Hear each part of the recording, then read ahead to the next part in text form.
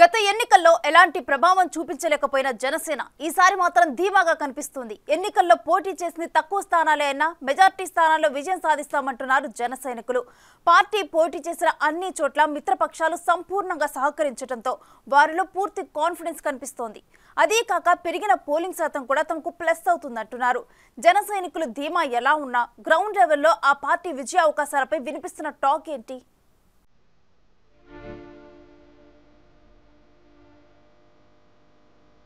అత్యధిక స్థానాల్లో గెలుపుపై ధీమా వ్యక్తం చేస్తున్న జన సైనికులు ఎన్నికల్లో పోటీ చేసిన 21 అసెంబ్లీ సెగ్మెంట్లు, 2 లోక్సభ స్థానాల్లోనూ గెలుపు సాధ్యమని జనసేన అంచనా వేసుకుంటుంది.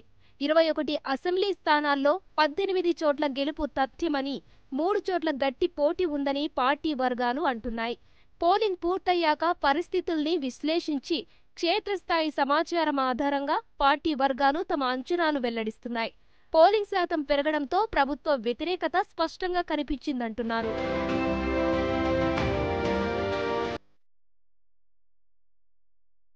పార్టీ అధినేత పవన్ కళ్యాణ్ పోటీ చేసిన పిఠాపురంలో మెజారిటీ ఎంత వస్తుందనే దానిపై అంచనాలు వేసుకుంటున్నారు.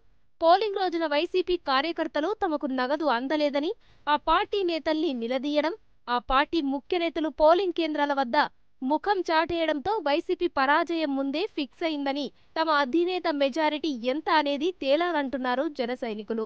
మొత్తం మీద భారీ మెజారిటీ వస్తుందనే ధీమాతో పార్టీ శ్రేణులు కనిపిస్తున్నాయి.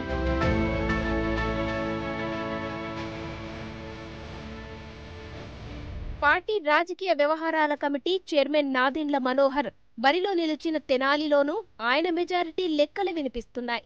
అక్కడ పోలింగ్ సమయంలో వైసీపీ ఎమ్మెల్యే అన్నబత్తుని శివకుమార్ వ్యవహరించిన తీరు సంచలనమైంది. ఆయన పోలింగ్ కేంద్రంలో ఓటర్ను కొట్టడంతో నియోజకవర్గంలో వైసీపీకి మరింత ప్రతికూల పరిస్థితి ఏర్పడిందంటున్నారు.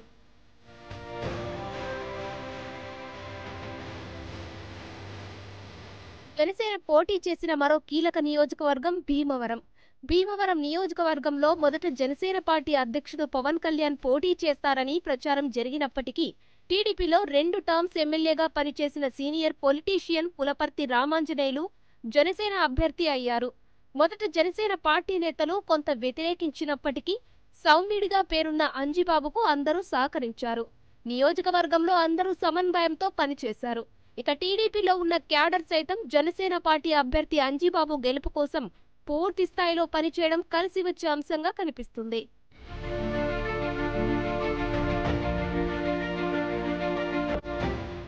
నరసాపురం నియోజకవర్గంలో 2019 ఎన్నికల్లో స్వల్ప ఓట్ల తేడాతో జనసేన పార్టీ 2వ స్థానానికి పరిమితమైంది. ఈసారి ఎన్నికల్లో గెలుపు కోసం తీవ్రస్థాయిలో కృషి చేశారు జనసేన పార్టీ నాయకులు. నరసాపురం నియోజకవర్గం జనరల్ కేటగిరీకి రిజర్వ్ అయినా కూడా అక్కడ మత్స్యకార కుటుంబానికి చెందిన బొమ్మిడి నాయకర్కు జనసేన పార్టీ అధినేత రెండవసారి అవకాశం కల్పించారు. 2024 ఎన్నికల్లో నరసాపురం నియోజకవర్గంలో 84.36% ఓటింగ్ జరగడంతో గెలుపుపై జనసేన పార్టీ నమ్మకం పెట్టుకుంది. అదీ కాక పొత్తు తమకు ప్లస్ అవుతుందంటున్నారు జన సైనికులు.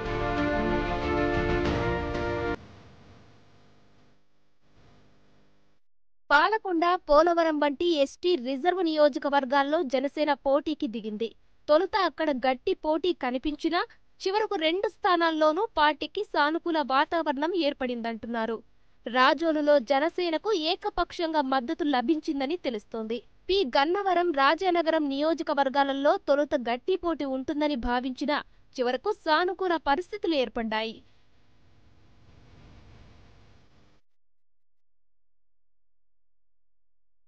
పశ్చిమ గోదావరి, కృష్ణా, విశాఖపట్నం జిల్లాలలో జనసేన పోటీ చేసిన ప్రతి స్థానంలోనూ గెలుస్తుందని పార్టీ వర్గాలు పేర్కొంటున్నాయి. నెల్లిమర్లలో తొలుత ఇబ్బందికర పరిస్థితులు ఉన్నా క్రమేణా అభ్యర్థి మాధవి టీడీపీ శ్రేణులతో కలిసి పనిచేయడం, ఆ పార్టీ ఇన్ఛార్జి పూర్తి స్థాయిలో సహకరించడం కలిసొచ్చిందంటున్నారు. పి. గన్నవరం, రైల్వే కోడూరు, తిరుపతి శాసనసభ నియోజకవర్గాల్లో గట్టి పోటీ ఎదురైనా కొద్ది మెజారిటీతోనైనా బయటపడతామనే ధీమాతో పార్టీ వర్గాలు ఉన్నాయి.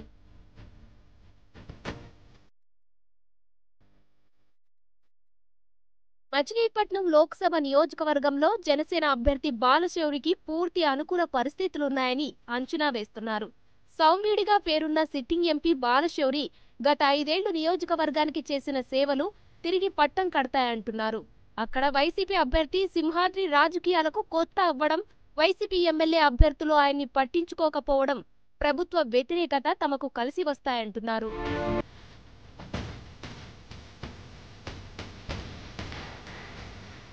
కాకినాడ లోక్సభ స్థానంలో కొంతమేర క్రాస్ ఓటింగ్ జరిగినట్లు తెలిసిందే. కాకినాడ గ్రామీణ, పిఠాపురం అసెంబ్లీ నియోజకవర్గాల్లో జనసేన బరిలో నిలవడం, పార్టీ అధినేత పిఠాపురంలో పోటీ చేయడం ఇక్కడ లోక్సభ అభ్యర్థి తంగెళ్ల ఉదయ శ్రీనివాస్ కి కలిసి వస్తాయని అంచనా వేస్తున్నారు. సామాజిక వర్గంతో పాటు టీడీపీ, బీజేపీలతో పొత్తు ఈ లోక్సభ నియోజకవర్గంలో జనసేనకు సానుకూలమైందన్న అభిప్రాయం వ్యక్తమవుతోంది.